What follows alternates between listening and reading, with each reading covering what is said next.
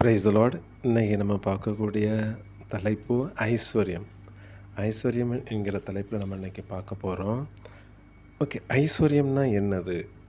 Okay, ஐஸ்வர்யம் அப்படிங்கிற நேரத்தில் something the word which are telling அதனுடைய அவுட்புட் ஐஸ்வர்யம் ஆகுது. ஸோ நம்மளுடைய ஆசீர்வாதம் நம்ம சொல்கிறோம், ஆசீர்வதிக்கிறேன். So that a word we are telling the word, the blessing, the word we are telling.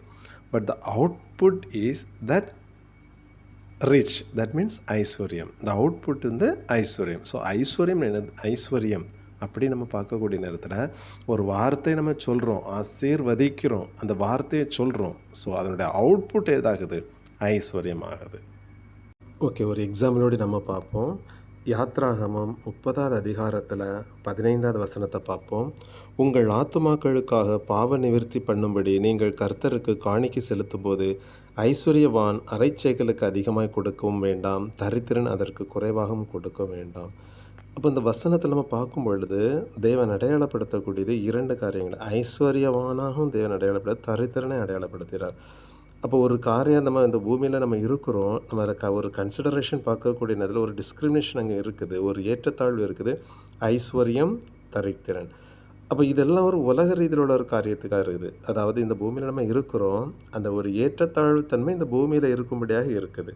Okay, தேவன் எந்த ஐஸ்வர்யத்தை வச்சு பேசுகிறாரு என்கிற தன்மையை நம்ம இப்போ பார்க்க போகிறோம், டிஸ்கஸ் பண்ண போகிறோம். ஓகே, ஆதியாகமம் 2வது அதிகாரத்தில் 7வது வசனத்தை நம்ம பார்க்கும் பொழுது மனுஷனை தேவன் என்ன பண்ண, மண்ணனால் உருவாக்கி அவனுக்குள் ஜீவ சுவாசத்தை அவனுக்குள் ஊதினார். மனுஷன் ஜீவ ஆத்மானான் என்று எழுதியிருக்கிறது. இது ஆல்ரெடி நம்ம டிஸ்கஸ் பண்ணியிருக்கிறோம், ரெட்ஷிப் வீடியோவில் நம்ம போட்டிருக்கிறோம். You can get it from there. அப்போ அதில் பார்க்கக்கூடிய அதில் ஜீவனுள்ள ஆத்மாவாக தேவன் அடையாளப்படுத்தியிருக்கிறார். அதே 2வது அதிகாரத்தில் 25வது வசனத்தை நம்ம பார்க்கும் பொழுது ஆதாமும் அவன் மனைவியும் ஆகிய இருவரும் நிர்வாணிகளாயிருந்தும் வெட்கப்படாதிருந்தார்கள். அதுக்கு அடுத்தது 3வது அதிகாரத்தை நம்ம பார்க்கும் பொழுது 10வது வசனத்தை, அதற்கு அவன் நான் தேவருடைய சத்தத்தை தோட்டத்திலே கேட்டு நான் நிர்வாணியாக இருப்பதினால் பயந்து ஒழித்து கொண்டேன். அப்போ இங்கே தேவன் அடையாளப்படுத்தக்கூடியது நிர்வாண தன்மை அடையாளப்படுத்தியிருக்கிறார்.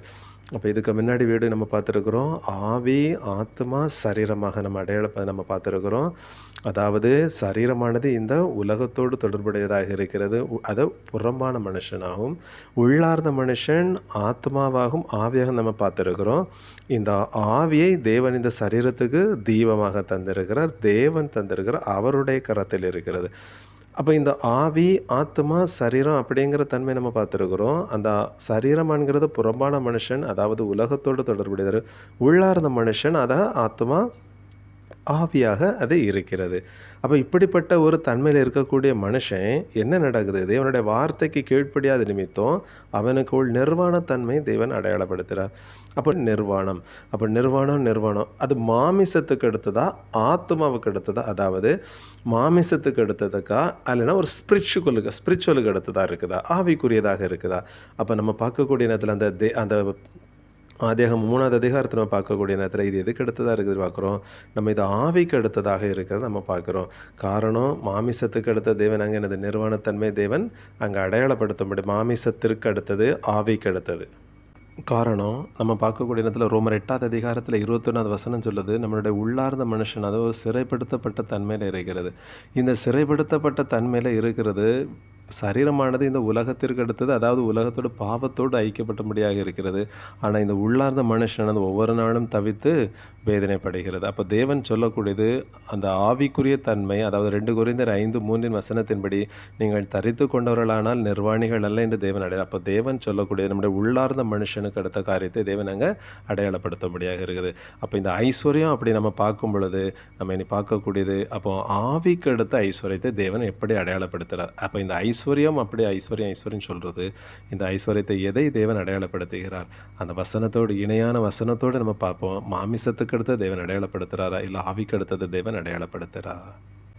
வெளிப்பாடு 3வது அதிகாரத்தில் 18வது வசனத்தில், நீ ஐஸ்வர்யம் ஆகும்படிக்கு நெருப்பிலே புடமிடப்பட்ட பொன்னையும் உன் நிர்வாணமாகிய அவலட்சணம் தோன்றாதபடிக்கு நீ உடுத்தி கொள்வதற்கு வெண் வஸ்திரங்களையும் என்னிடத்திலே வாங்கி கொள்ளவும், நீ பார்வை அடையும்படிக்கு உன் கண்களுக்கு கலிக்கவும் போட வேண்டும் என்று உனக்கு ஆலோசனை சொல்லுகிறேன்.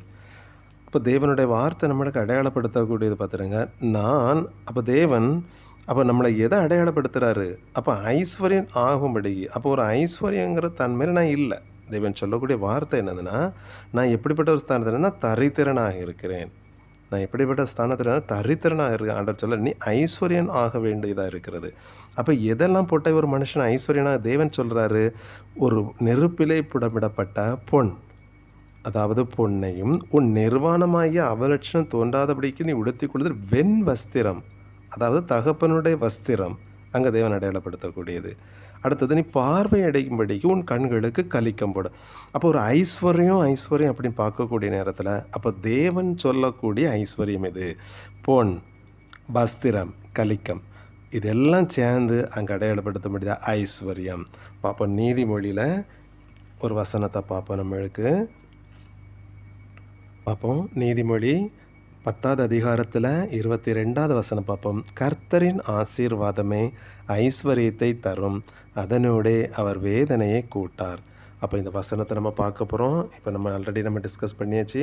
அப்போ தேவன் சொல்லக்கூடிய ஐஸ்வர்யம் எதை பொறுத்ததாக இருக்கிறது? நம்ம நிர்வாணத்தன்மை பார்த்துருக்குறோம். அப்போ நிர்வாணத்தன்மை ஏன் அப்படி ஒரு மனுஷனுக்கு நிர்வாணத்தன்மை அப்படிங்கிறோம்? அவனுக்கு அதாவது ஆத்மாவுக்கு அவனுக்கு ஜீவன் இருந்தது. அந்த ஜீவன் அவனை விட்டு போயிட்டு, அந்த ஜீவன் அதாவது அவருடைய குமாரனாகிய கிறிஸ்து ஆதாமுக்கு அந்த ஆத்மாவுக்கு ஜீவனாக இருந்தவர் அந்த தேவனுடைய வார்த்தைக்கு கீழ்ப்படியாத நிமித்தம் அவர் அவனை விட்டு போயிட்டார். இப்போ அவன் ஒரு வெறுமையான ஒரு பாத்திரமாக இருக்கிறான். அது ஆத்மா காலியாக உள்ள நிலையில் இருக்கிறான். ஆனால் இன்னொன்று நடந்திருக்குது. ரோமர் 7வது அதிகாரத்தில் 20வது வசனத்தின்படி அவனுடைய ஆத்மா காலி ஆகிட்டு, ஆனால் இன்னொன்று அவனுடைய சரீரத்தில் வாசமாக இருக்கிறது.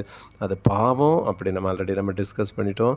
ஸோ அந்த பாவத்தன்மையில் இருக்கிறான். அப்போது தேவன் ஒரு அதாவது தரித்திரங்கிற ஸ்தானத்தில் இருக்கிற மனுஷன். ஏன் தரித்திரங்கிற ஸ்தானத்தில் இருக்கிறான்? அவன் ஆவி, ஆத்மா, சரீரம் எப்படிப்பட்ட தன்மையில் இருக்குது? அவன் இந்த உள்ளார்ந்த மனுஷனாது இந்த சரீரத்தால் சிறைப்படுத்தப்பட்ட தன்மையில் இருக்கிறது. அதாவது அவனுக்கு ஆத்மாவுக்கு அதாவது ஜீவன் இல்லாத ஒரு தன்மையில் இருக்கிறான். தேவன் அதை சிறைப்படுத்தப்பட்ட தன்மை அப்படிங்கிறாரு. அப்போ இந்த தன்மையில் இருக்கக்கூடிய ஒரு நிர்வாண தன்மையாக தேவன் அடையாளப்படுத்துகிறார். அப்போ பாவத்தை செய்யக்கூடிய ரோமர் 7:20 அவன் பாவத்தை செய்யக்கூடிய தன்மையில் இருக்கிறான். அப்போ தேவன் சொல்கிறார், இவன் நிர்பந்தமான ஒரு மனுஷனாக இருக்கிறான். அப்போ இவன் யாராக இவனை தேவன் தரித்திரன் என்கிற ஸ்தானத்தில் அடையப்படுறார். அப்போ அதனால தான் வெளிப்பாடு 3வது அதிகாரத்தை நம்ம பார்க்குறோம். ஆண்டவர் சொல்கிறார், நீ ஐஸ்வர்யன் ஆக வேண்டியதாக இருக்கிறது.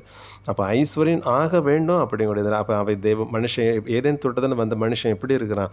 ஒரு தரித்திரனாக இருக்கிறான். அந்த எப்படி சொல்கிறார் தேவன்? அவன் தரித்திரங்கிற ஸ்தானத்தில் இருக்கிறான். அப்போ நீ எதாக வேண்டியது இருக்குது? நீ ஐஸ்வர்யன் ஆக வேண்டியது இருக்குது. அப்போ ஐஸ்வர்யன் ஆக வேண்டும். நான் உனக்கு என்னதெல்லாம் வைத்திருக்கிறேன் அப்படிங்கிறாரா தேவன் சொல்லக்கூடிய வார்த்தை. உனக்கு நெருப்பிலே புடமிடப்பட்ட பொன்னையும் உன்னுடைய நிர்வாணமாகிய அவலட்சணம் தோன்றாதபடிக்கு நீ விடுத்துட்டு வெண் வஸ்திரங்களையும் உனக்கு தருகிறேன், கண்களுக்கு கலிக்கவும் போட வேண்டும், உனக்கு நான் எனது ஆலோசனை சொல்லுகிறேன் அப்படின்னு தேவனுடைய வார்த்தை இருக்குது. அப்போ ஐஸ்வர்யம் அப்படிங்கிற ஒரு அவுட்லைன் மட்டும் நம்ம இன்னைக்கு பார்த்துட்டு மீதி உள்ள காரியங்களை அடுத்த வரக்கூடிய பாகத்தில் நம்ம பார்க்கலாம். அப்போ ஐஸ்வர்யம் அப்படின்னு தேவன் அடையாளப்படுத்தக்கூடியது ஆவிக்குரியதாக இருக்குதா, மாமிசத்துக்குரியதாக இருக்குதா? அப்போ நம்ம பார்க்கக்கூடிய சாப்டரில் நம்ம இனி வரக்கூடிய பாகத்தில் நம்ம பார்க்கக்கூடியது ஆவிக்குரிய ஆசீர்வாதத்தை எப்படி தேவன் அடையாளப்படுத்துகிற காரணம். ஏதேன் தோட்டத்திலேருந்து வந்த மனுஷன் திருப்பி நம்ம எங்கே போக வேண்டியதாக இருக்குதா? அதுக்கு தான் வசனத்தை அடையாளப்படுத்தக்கூடியது. நம்ம எங்கே போய்ட்டுருக்குறோமா? வெளிப்பாடு 12வது அதிகாரத்தில் 14வது வசனத்தின்படி தேவன் சொல்லக்கூடியது, வனாந்தரத்தில் தன்னிடத்தில் பறந்து போகும்படி அந்த பெருங்கழுகின் 2 சிறகுகள் அவளுக்கு கொடுக்கப்பட்டதாக இருக்கிறது. நம்ம எதை தாண்டி ஏதேன் தோட்டத்துக்கு போக வேண்டியது? தேவன் வைத்திருக்கிறது கொல்கொதா மேடை. நம்மளுக்கு தேவன் அங்கே ஒரு அற்றத்தில் ஒரு எல்கையாக தேவன் வைத்திருக்கக்கூடியது. அப்போ அவருடைய அந்த கொல்கொதா மேட்டை நம்ம தாண்டி போகும் பொழுது தான் நம்ம ஏதேன் தோட்டத்துக்குள்ளால் போக முடியும். அப்போ இப்போ நம்ம எந்த ஸ்தானத்தை ஒரு நிர்வாணத்தன்மைங்கிற ஸ்தானத்தில் இருக்கிறோம். அதாவது ஒரு பாவ சாயலை உடையவர்களாக இருக்கிறோம். அப்போ இந்த பாவ சாயலை கொண்டு நம்ம எங்கே போக முடியாதான்? தேவனுடைய ராஜ்யம் என்கிற ஏதேன் தோட்டத்துக்கு உள்ள நம்ம போக முடியாது. அப்போ அந்த ஏதேன் தோட்டத்துக்கு உள்ளே நம்ம போகணும்னா கொல்கொதா மேட்டை தாண்டி தான் நம்ம போகணும். அப்போ கொல்கொதா மேட்டுக்கு நம்ம போக வேண்டியிருக்குது. தேவன் சொல்லக்கூடியது அந்த வனாந்தரத்தில் உள்ள அந்த கொல்கொதா மேட்டுக்கு போகும்படி பெருங்கழியின் 2 சிறகுகள் அவளுக்கு கொடுக்கப்பட்ட, அதாவது பரிசுத்த ஆவி என்கிற 2 சிறகுகள் அவளுக்கு கொடுக்கப்பட்டதாக இருக்கிறது. நம்ம வரக்கூடிய வகுப்பில் மீதியுள்ள பாகங்களை பார்க்கலாம். அப்போ ஐஸ்வர்யம் அப்படின்னு தேவன் சொல்லக்கூடியது. வெளிப்பாட்டில் நம்ம இப்போ பார்த்தோம், 3வது அதிகாரத்தில் பார்த்தோம். இதுதான் ஐஸ்வர்யம். அப்போ ஐஸ்வர்யம் ஆகும்படிக்கு, அப்போ நம்ம ஐஸ்வர்யம் இல்லை, ஒரு தரித்திரங்கிற ஒரு ஸ்தானத்தில் நம்ம இருக்கிறோம். அப்போ அந்த தரித்திரம் ஸ்தானத்துலேருந்து நம்ம ஏதாவது ஐஸ்வர்யம் ஆகணும். அப்போ எப்போ நம்ம ஐஸ்வர்யம், அந்த நெருப்பில் போடப்பட்ட பொன், அப்புறம் வெண்வஸ்திரங்கள், கலிகள், இதுதான் தேவன் ஐஸ்வர்யமாக அடையாளப்படுத்தக்கூடியது. அப்போ இந்த ஐஸ்வர்யத்தை வச்சு நம்ம வரக்கூடிய வகுப்புகளில் நம்ம பார்க்கலாம். Glory to God. கர்த்தர் உங்களை ஆசீர்வதிப்பாராக. அல்லேலூயா. ஆமென்.